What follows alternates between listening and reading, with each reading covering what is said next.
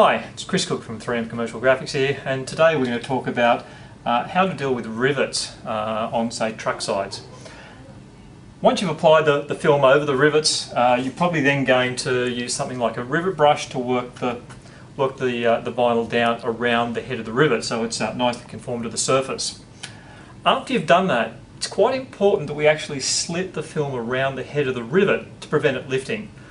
If you don't slit it, what tends to happen is you get tenting around the head of the rivet, as we can see there, where the film actually lifts off out of the angle and actually forms a tent down from the head of the rivet to the flat surface. Now if that happens, water and dirt can get in behind the film and actually cause it to continue to lift, and that unsupported film will become very delicate, and if the truck, if there's a branch or something that drags down the side of the truck, it will split the film at that point and the graphic will actually start to come off.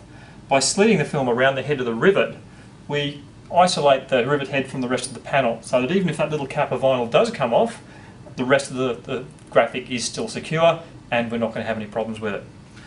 Problem is, slitting around the head of the rivet with a knife, it's a very slow and tedious process, but there is a way that you can actually make it a lot quicker and a lot easier.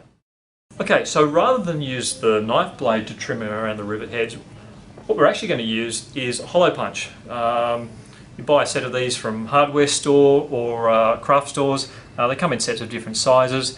What we want to do is we want to choose one where the punch size actually quite neatly fits over the head of the rivet.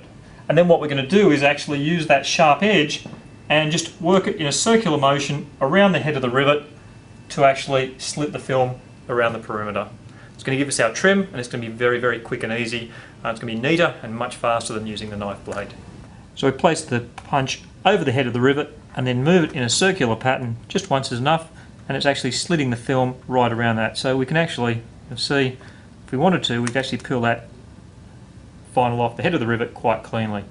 Now obviously we probably don't want to do that on the actual vehicle, but it just sort of demonstrates that the punch has actually cleanly slit the film around the head of that rivet, and the remainder of the film down here is nice and secure on the flat surface.